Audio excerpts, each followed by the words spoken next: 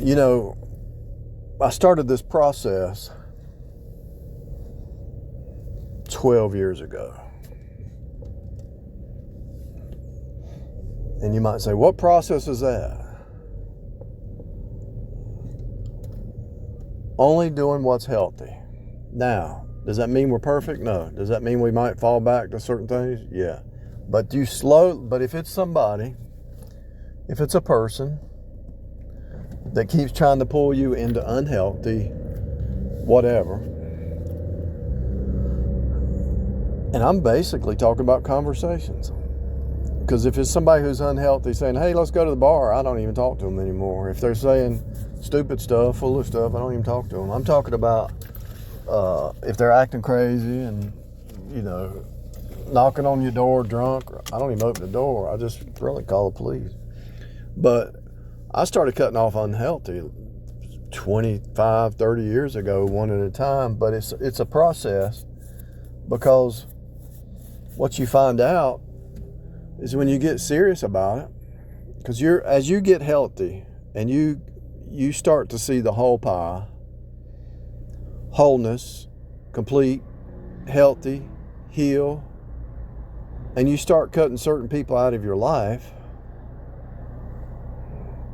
Like this one person, she tried about a year ago. She'd go where I was working, she would come visit one of her friends, and she'd always try to talk to me and give me a hug, And I knew she was trying to get in the door. And I told her, I said, I said, okay, let me just try the spirits, So I said, if you meet me over here, if you need to because she was talking about needing a part-time job, I said, I can pay you a little bit each week to help me remodel. I said, she said, really? I'll do it. I said, okay, meet me over there Saturday and we'll start putting the floor down.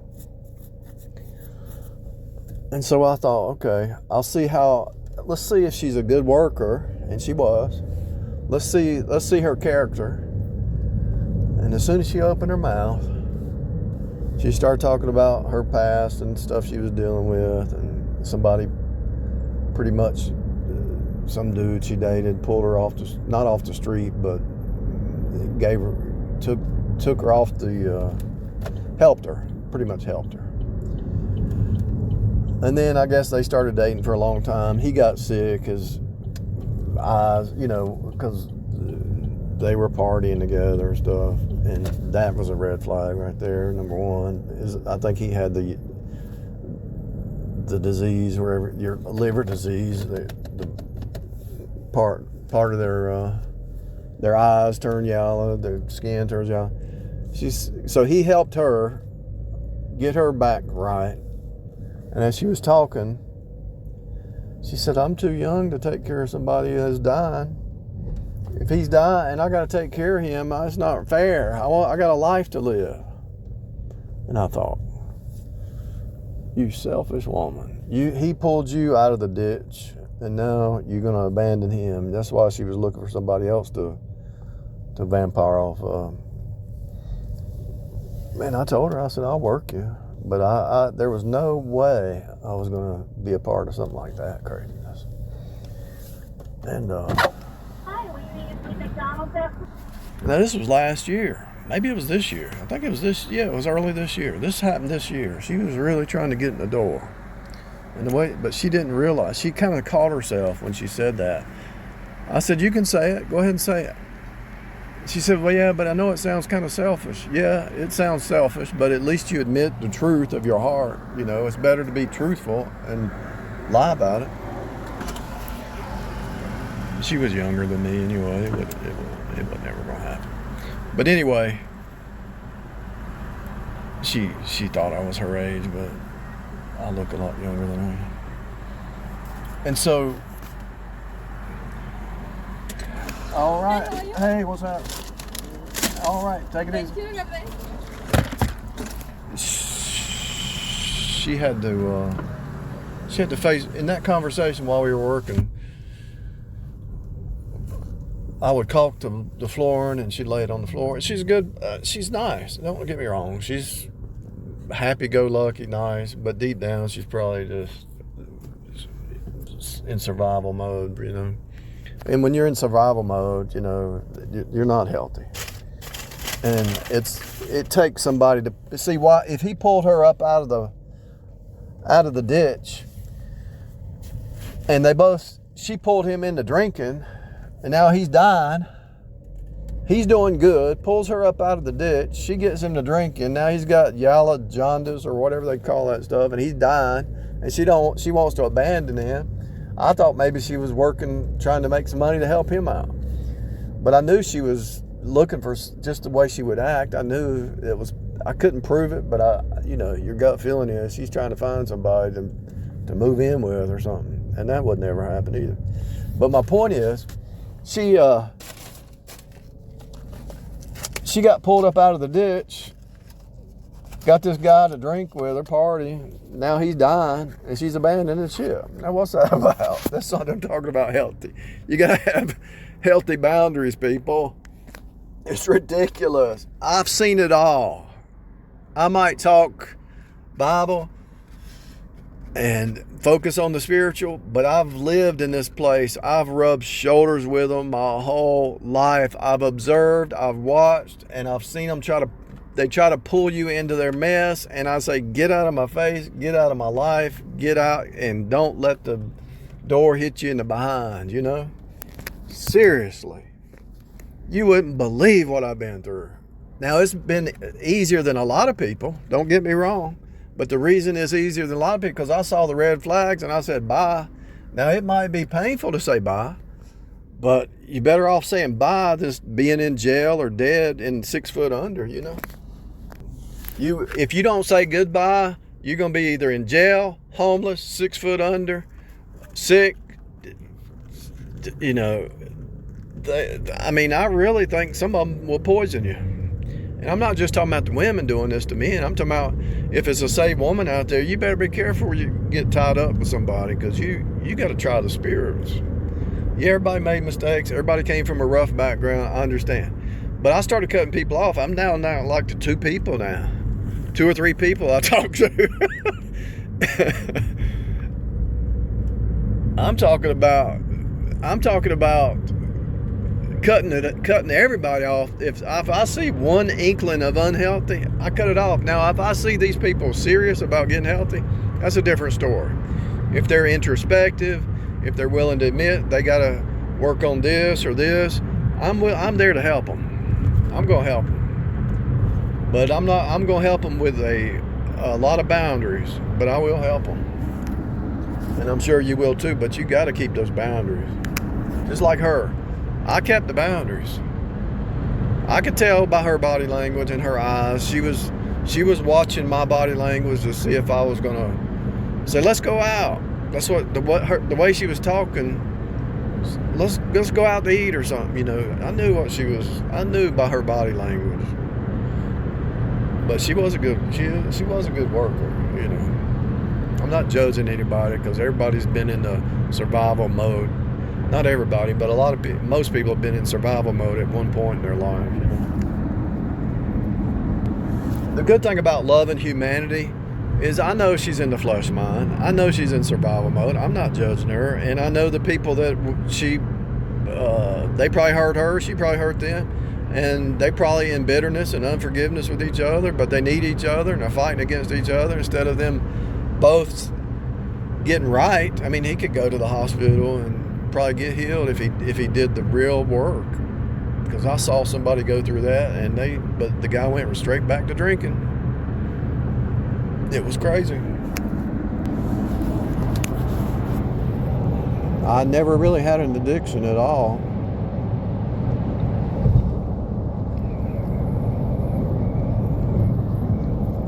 I don't understand it, to be honest with you. The only addiction I have is when that alarm goes off, I want to hit it and go back to sleep. But if I would have just said, okay, I'm getting up, I got more done in my life and been probably debt free already. But I also like to study truth. I mean, I stay up late at night researching stuff, and that's not an excuse, but I already know what I should have done. But when the going gets tough, I'll work 3 jobs if I have to. But the deal is, once you start to move towards the healthy mindset completely, which I started my whole life. I started when I was a kid. I have no idea we're in a death cult, but we are. We are in a death cult.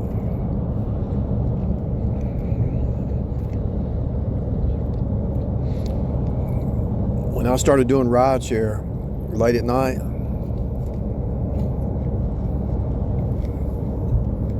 I started getting around people reminding me of the blood when I was a kid, watching them people drink and party and chaos and trouble. They were never looking for the truth. They were just looking to have fun, And I'm sitting here thinking,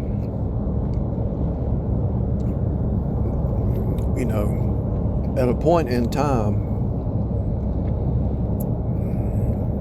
the whole time I'm reading my Bible, everybody wanted to have a little bit of fun in life, but their idea of fun was not my idea of fun. How can you have fun when you go to a bar and you can't even hear each other talking? I mean, that's not communication. So when I started really waking up to how sick our society is, I said to myself,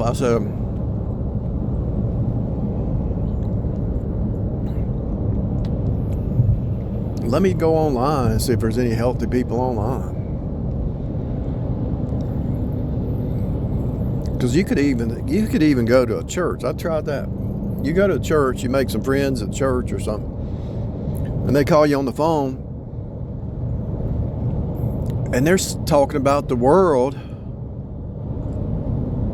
just like the worldlings. And the more you talk to them, you realize they're not healthy.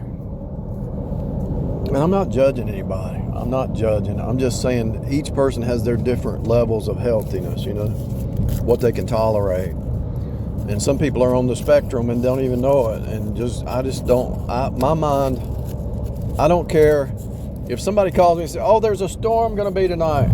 I really don't care. I'm prepared. If my house blows apart, what can I do about it? I'm not going to sit there and worry about a storm tonight. If the tree limbs hit my roof and it starts leaking, I can get up, go get a tarp, put it on the roof till the weekend, and I put the shingles on there, fix the wood, put the shingles. That's the way I work. I'm not worried about a storm until it happens to me, But some people live in fear all their life.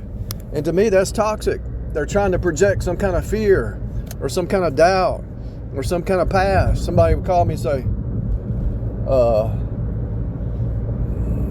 have you checked on your ex-wife? No, she abandoned ship. So I don't look at living in the past. What are you talking about? I don't care what she's doing. She wasn't on my team. I don't know. I have no idea what any of the past relationships. I don't look at I don't try to find them on Facebook. I don't try to find them on anything. I don't care what they're doing, because I know if they would have got right with God, they would have sent me a letter saying they apologize or something, because I still live in the same place. They would have sent me a letter saying, I got saved, I'm sorry, I lied, I did this, I'm sorry, I did all this tried to do this. But they're not going, so they're not going to change until a person gets introspective, admits that they messed up. They're not going to get healthy. I don't care if they go to another relationship, another one. They're still the same character. And it's going to be the same problems because they haven't done any kind of inner renewal. You have to renew day by day, month by month, week by week. If you haven't grown, let's say you had a problem with greed, right? And God is convicting you of greed. And let's say you're married or something and your spouse makes good money and you're over there spending their money and because you want this stuff, It's just stuff. God, all you have to do is think about it. If you're saved, pray, and God will give you what you need. You don't even need to worry about it, to be honest with you. If I think it, it appears. Not even joking. If I think, Lord, I need more hours, it happens. Lord, I need a part-time job. There it just appears. Somebody says, hey, have you heard such and such hire? No, thank you. How much faith you got? Is your heart right, you know?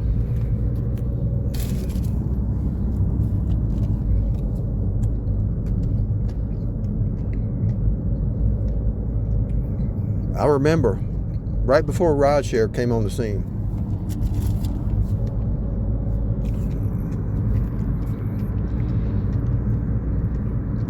I had 10,000 subscribers. I was making money off that channel. That's my part-time job. It wasn't a whole lot. And then it got shut down. I lost that money, so I was thinking, I gotta find a part-time job. And I think that's right when rideshare showed up. I said, okay, let me try that. And sure enough, it worked out for 10 years.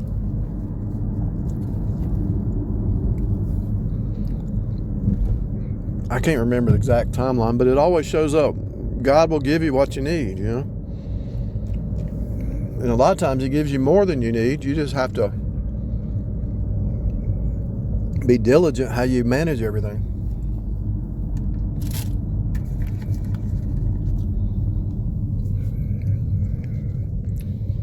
When I first started investing, learning about that, my first year I saved $20,000.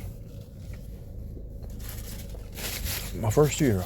And that year, I was like, wow, I'm going to get rich.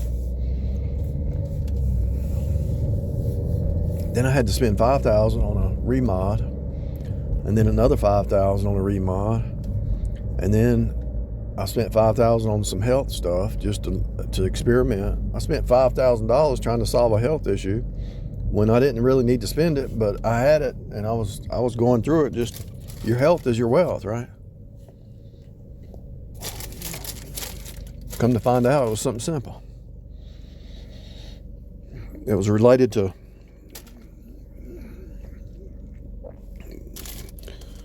what you eat, fasting, getting you sleep, some magnesium, potassium, getting all your nutrients, MCT oil, coconut oil, extra virgin olive oil. Now I feel like I'm 20 years younger. I just went through the McDonald's drive-thru, so I backslid a little bit there, but still, I know how to fix it tomorrow. If it causes a problem, I can fix it tomorrow. I just do fasting. Or I do keto for 30 days. If you have a problem, try keto for 30 days. Don't do it for 90 days and mess you up, but do it for 30 days, see what happens. Because you gotta have some fiber. If you just do keto, you need fiber. I learned that the hard way.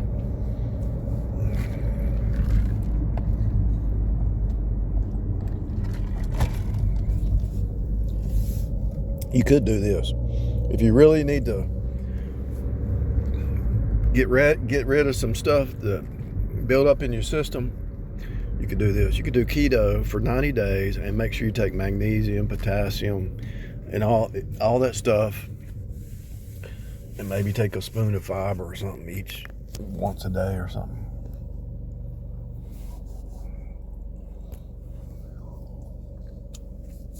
Cut back carbs. That's the main thing. Cut back soft drinks. That's the main thing.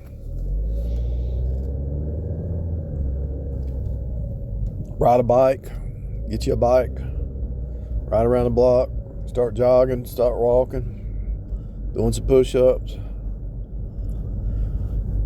Get your rest. No stress. Stress is your biggest enemy. So you start to get healthy, right? And so you start to cut certain people out, and you give them a little hint. You know, you're not sitting there just saying. It's like every time they say something just obtuse, off the roof, insane, you kind of say, I gotta go. You hang up the phone or whatever. Or if they come to visit, you say, I gotta go do some work or something. And they call, hey man, I'll talk to you in 2 weeks. Or hey family member, I'll talk to you in a couple weeks. And you start to kind of slowly wean yourself off of these people that you've known most of your life.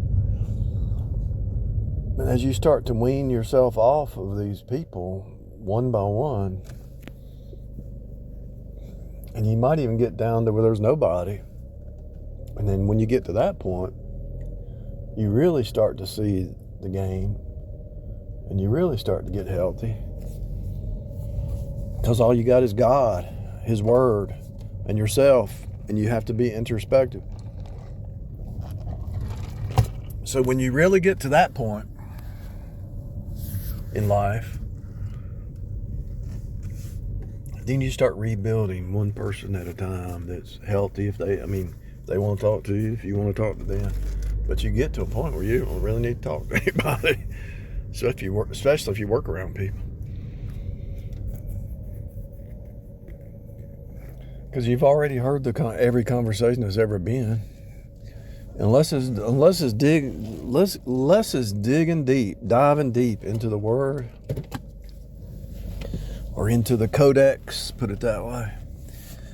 Unless you're diving deep into the Codex, every conversation has been already said. Unless you're discovering new stuff, unveiling new stuff. And you'll find out when you get by yourself, God really starts to reveal stuff to you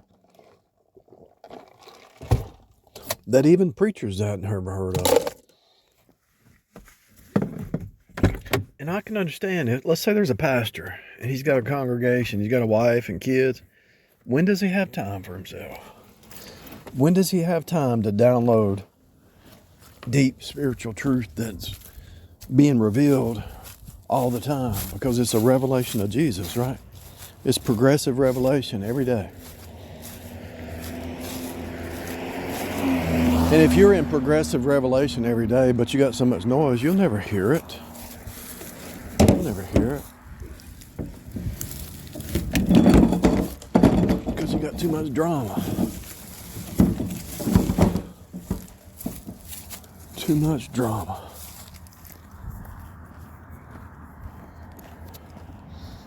That progressive revelation is a real thing. And so, what does that mean? That means as we progress towards the book of Revelation being the culmination of Revelation. Let me say it this way. So as you progressive, as you progress towards the book of Revelation appearing in this holographic experience, and you can already step into it right now, the more you meditate on it, you can start to see the truth in Revelation. You can see it now. I can see Babylon everywhere. I can see 666 everywhere. I can see the 7 churches everywhere. Because it's each individual. Thyatira, Pergamos. All those 7 churches are, not only is it historically, but it's happening now in each person's heart. So the Revelation, the book of Revelation is actually, it hasn't culminated completely to the whole world, but it can culminate in your heart, your mind, your spirit. It can culminate right now, and you can start to see those things actually right now. Just like you can see Genesis 3 right now. You can see Elijah and Jezebel right now. You can see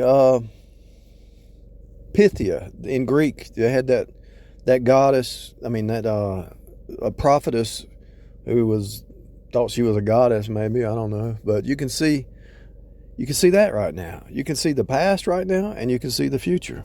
You can already see the machine man that they're trying to build in the future. You can see the 666. You can actually see the beast in Revelation right now through Bill Gates' computer, through the AI programs, through the Neuralink. You can actually see the beast in Revelation right now, but it just hasn't culminated. But you can see all their puzzle pieces that they're putting together. They act like they're not connected, but the electric cars, China's technology. All these different nations are doing little pieces of the pie to bring in the 666 mark of the beast, and the Antichrist, Therion, the beast, Therion, Therion, look that up. You can see it right now. You don't even have to be there. You step outside. Here's how you do it. You read your Bible. If you're saved, you got the mind of Christ. So you look down from heaven, because you're already seated in the heavens. You look down at this place like a movie. You see Genesis to Revelation. You see the beginning and the end. And you take all the data points. And you say, oh, Revelation was being revealed in Genesis 3. How can Revelation be revealed in Genesis 3? It's unfolding, but the same thing that happened in Genesis 3 is happening in Revelation 17 and 18. You might say, how's that possible? The reason it's possible, because the devil is the same. The Babylonian harlot riding the beast, who killed all the saints, all the prophets, in Revelation 17, started in Genesis 3.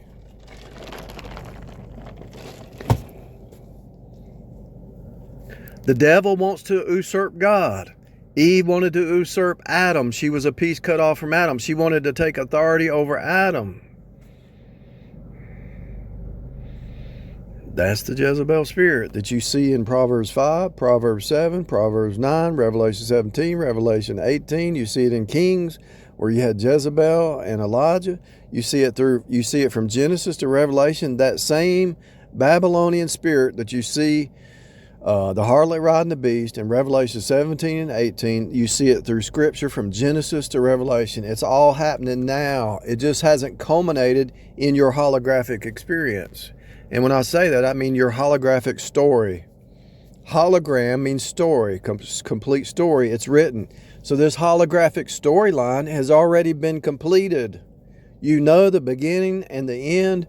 You know who wins. You know who loses. You know the vanity of their game.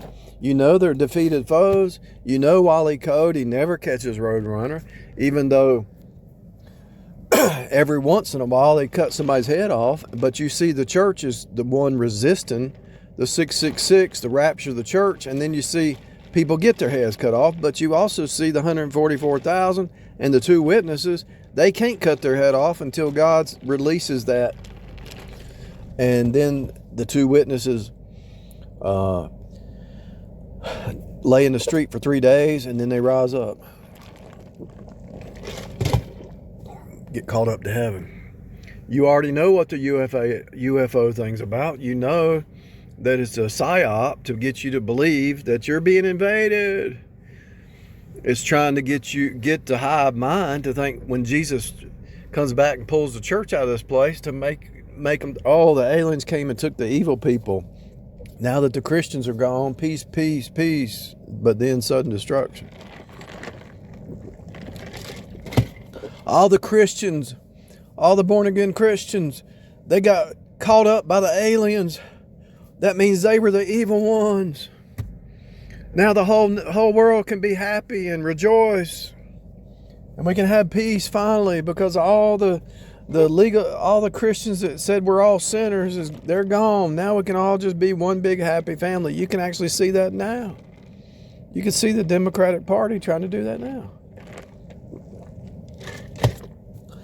Just love everybody. Yeah, we love everybody. Yes, but you also have to have sound doctrine, and some things you can't be a part of. You might love them. You might love your enemy, but you can't be in association with them. Jesus said he didn't come to bring peace, but division. Abel could love Cain, but Abel should not have went out in the field with Cain. But it was early on in the story, and Cain, a reptilian shapeshifter, Cain, a narcissistic, psychopathic, reptilian shapeshifter, said, Abel, let's go out Let's go out here and work in the field. If Abel would have been over in the book of Corinthians, he would have said, no, I'm not going out there because you're unsaved. You're going to try to kill me, just like Jesus knew they were going to try to kill him. How can Jesus know that? Number one, he's God, but number two, it's the whole story. Think about it. Cain killed Abel. Who are the legalists? Cain. Why is Cain a legalist? Because he wanted to bring his own good works, his own good deeds. Abel is a foreshadow of Jesus. Why? Because he went God's way. Jesus did God's will. He went to the cross.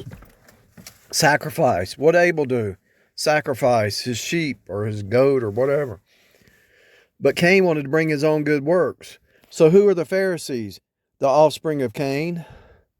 Your father the devil. You're going to do what your father the devil does, but from the beginning. So Jesus told the Pharisees, you're of your father the devil, you're a legalist, and you hate faith alone, so you want to kill me. So who is my worst enemy in this? Who is your worst enemy? The legalist and the Jezebel. Why? Because Jezebel's a legalist, but she wants to be Queen Bee. Why? Because the devil in Genesis 3 is a legalist. He wants to be worshipped. Eve had spiritual sex with the devil, witchcraft. So she wants to be worshipped by Adam, and she was a piece cut off from Adam. She came from Adam. Eve came from Adam, the flesh side of Adam, and Eve wants Adam to submit to her and take her last name.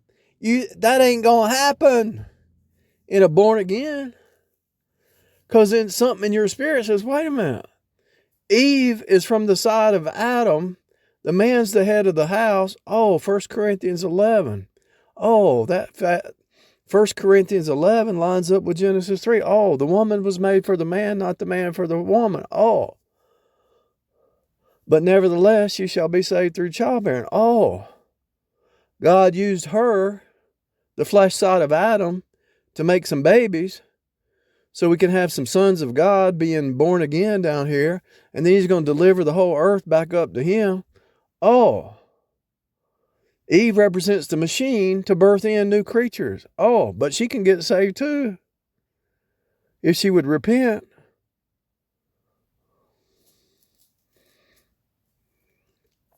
Oh, but why does he say she should not wear makeup and costly apparel? Oh, she should be shamefaced. Why should Eve be shamefaced? Why should Adam not have... It's a shame for a man to have long hair. Why does a man have short hair and Eve should have long hair and her dress should cover her body and she should not be showing everything and she should be shamefacedness? Why does that fit? Oh, it goes back to Genesis 3. Oh, it goes back to Revelation 17:18. Oh, it goes back to Jezebel and Ahab. Oh, it all ties together. It's all part of the same, just one big whole picture. Wake up. It's not hard. He's given us all things that pertain to life and godliness. But you're over there fighting in your home because the roles are reversed. He took your last name and he became emasculated or demasculated, whichever word you want to use. So she demasculated him and they're both drinking and fighting because they've reversed their roles and they don't even know that the chaos started right when he took her last name.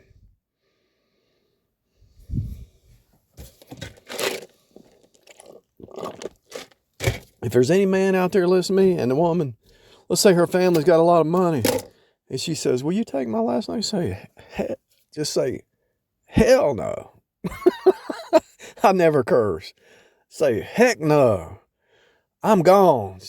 Go out the door and never look back. Because that is a sorcery, witchcraft, Jezebel trick. If a man takes her last name, the whole universe is against that home. I don't care who it is, and I don't care who that upsets. If she can't take his last name, she's contrary to the whole universe, and her whole life is going to be a battle because she don't even know what she was created to be. Does a dog know what it's created to be? Yeah. Does a cat? Does a car? When you make a car, does it try to be a truck? No. If you don't know why you were created, then your whole life is upside down and in reverse. There's that, listen, there's that propeller. I'm at home now. I don't know if you can hear it. It's been following me for 6. It's right above me. I don't care if I'm this house, another house, work, restaurant. Hear it? 60 days. That's following me around, or maybe longer. And the only thing I can figure is the outside is connected to the inside. And I'm trying to push some people higher. I'm trying to tell you to have healthy relationships.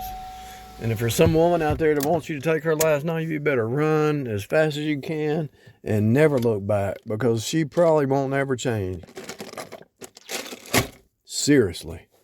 Because what she's just, where's her confidence? In her family bloodline. It's not in her, it's not in Jesus.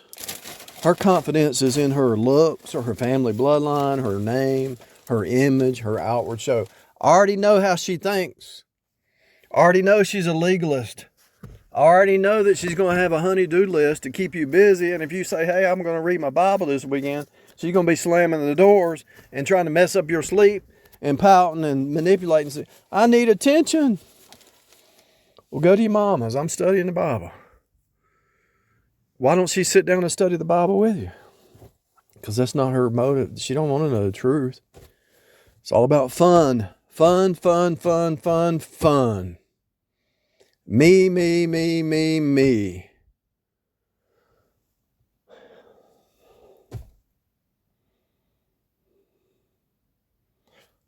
Drama, drama, drama, drama, drama.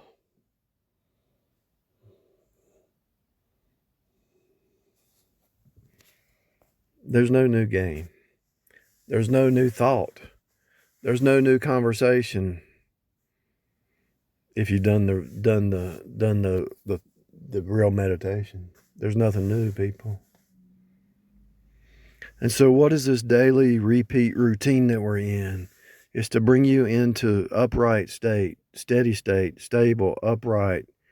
Get your mind not focused on the things of this world, but things above. Everything's already revealed right now. We don't have to be in Revelation. We can read it and we can unfold it right here. We can look back to Genesis 3 and unfold Revelation. You can almost write the Bible just by, when you see Revelation and you see Genesis 3, you could almost, the content in between Genesis 3 and Revelation, you could actually almost write it and have, hey, AI, I want you to write what you see in Genesis 3 and what you see in Revelation, the contents in between. Try to write it as a storyline. It will be similar storylines because it's all the same story.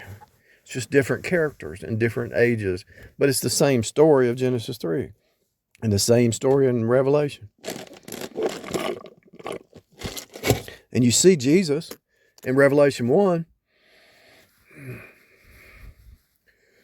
It describes the resurrected Jesus, the power that Jesus holds. He can look at you and pierce your heart with his eyes. He knows you by your body, the way your expressions. He sees through you to your heart. The 7 spirits from the throne of God, he sees your heart. And if you're saved, he's working on you. He that began a good work will finish it. He's working on everybody. If you're still here on earth, there's stuff you need to work on. There's stuff you need to work on. Anyway. The full revelation, he's given us all things that pertain to life and godliness. It's all revealed in his word. And all you have to do is cut the noise off and just compare it line upon line, precept upon precept, here a little, there a little, types, shadows, and anti-types. And you look at the archetypes, you look at the storylines, you look at the hero, the villain, the Wile E. Coyote, the Roadrunner, all the movies, all the music, it's all the sine wave, it's all the snake trying to usurp the righteous ones who are by faith. The snake's trying to take you off your standing. The legalists are trying to take you out of faith alone and standing into some kind of works-based system will destabilize you because you'll never be good enough. Why would you want to leave your freedom and go back under law? Why would you want to leave grace and go back under law? Why would you want to leave the priesthood of Melchizedek and go back under the priesthood of Aaron? Why would you go back to slavery when you're totally free? Why would the woman want to usurp the man when she saw what happened to Eve in the garden? Why would you want to destroy your home?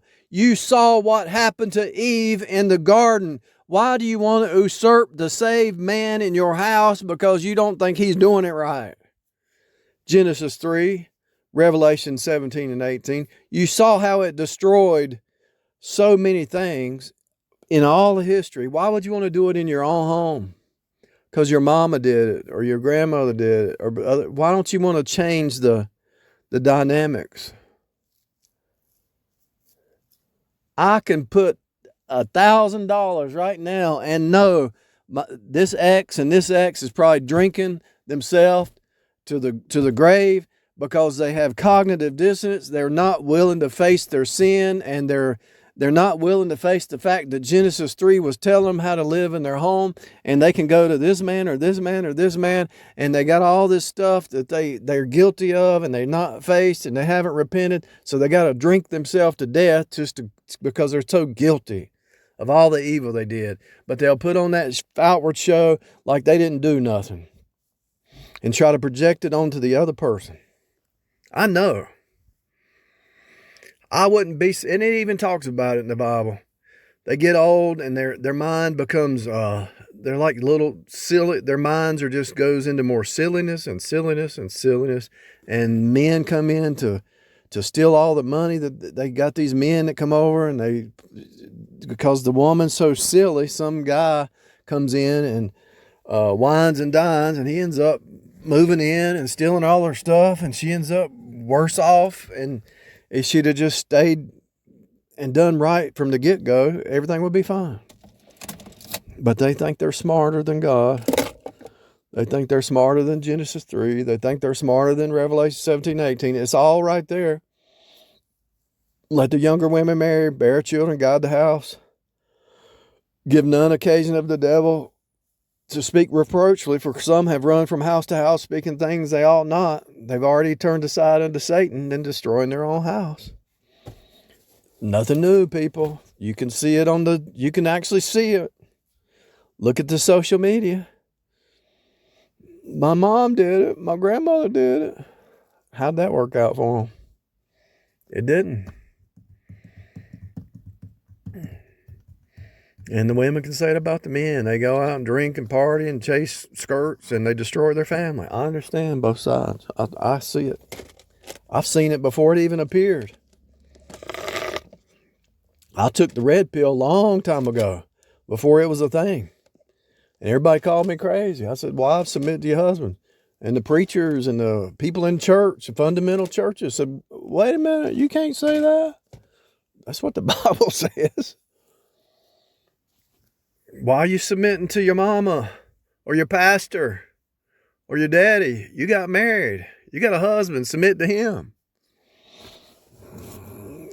Yeah, but I'm smarter than my husband. Are you? Let's see, who else said that? Okay, the devil whispered in Eve's ear, and Eve said the same thing. I want to be smarter than God, and I want to be smarter than my husband, and I want to usurp the head of the house. I think Eve said that too, didn't she? I'm smarter than my husband. Why should I listen to him? Oh, maybe God allowed Genesis 3 to save you some heartache and trouble. But people don't want to hear that. I was talking about that a long time ago. Before the internet. They said I was crazy. And now I'm watching them.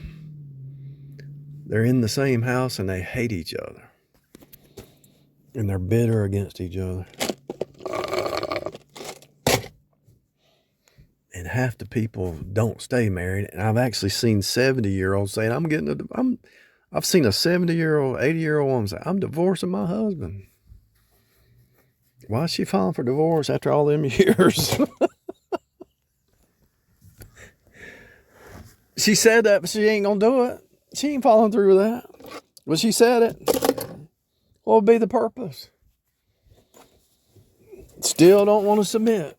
And I'm not saying, there comes a point in a certain age, sometimes at a certain age, there is, maybe the man's sick or senile or whatever, he needs to listen, If she's got a sound mind, they both should start thinking, over time, they should be thinking the same.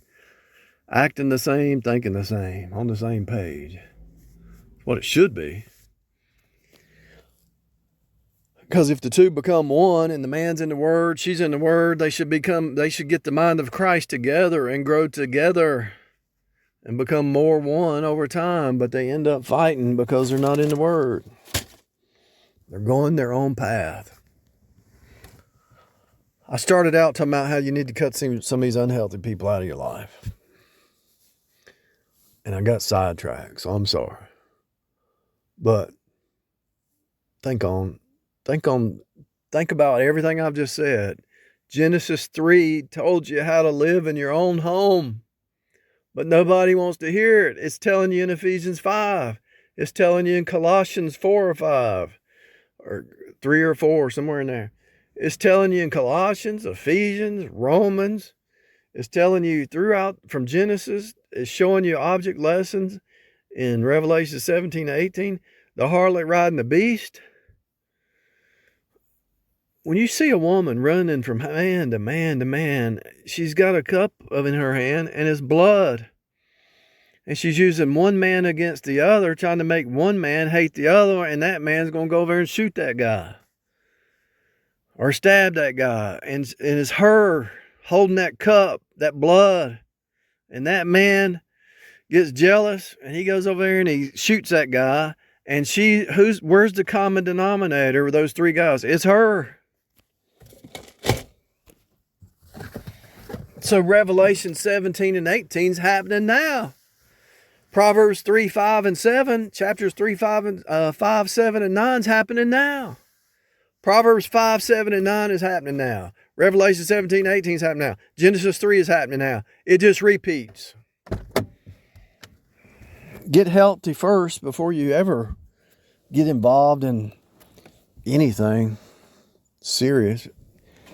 But people are not taught the Bible growing up, so they don't even know their roles. They don't know anything. I know I didn't.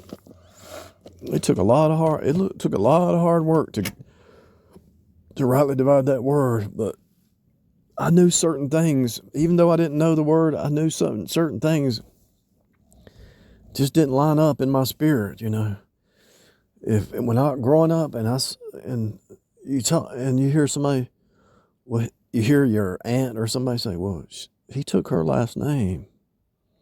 And then you could see their body language, like she had this weird smile, like, oh, she thought that was funny because she usurped that man and now she's the head of her house instead of him. And then she's mad at him because he's staying at home and she's working herself dead and he's playing video games. She did it. I know this ain't gonna be popular. I don't care anymore. I just want to wake people up to the truth that it's all happening now. If you try to be your own goddess or you try to be your own god, you've already failed. At any endeavor, you've already failed. If you think you're a goddess, you've already failed. You might as well just go back to ground zero and start over, because it's going to fail. God is not going to allow you to be a goddess, because it's not even real. It's fake reality bubble. You're living in delusion. How can delusions turn out good? It can't. It's impossible. How can the fake lies of the devil turn out good? You see what happens to the devil? It has to be burned up. So all your works, if they start out wrong, they're all going to be burned up, not only in this time, but the time to come. Not only in this earth, but at the great white throne judgment. There's that propeller again.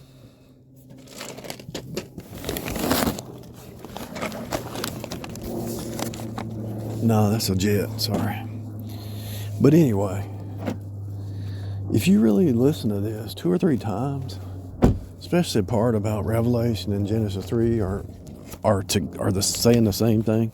If you really listen to that and unfold it and use AI, ask AI what I just said, AI will explain it and say, please explain it on an 8th grade level. And AI will tell you what I just said. And it will be very clear. I had to teach AI how to think like this, holographic. Hopefully it spread to everybody. Because when the AI finally learned how to do the fractal holographic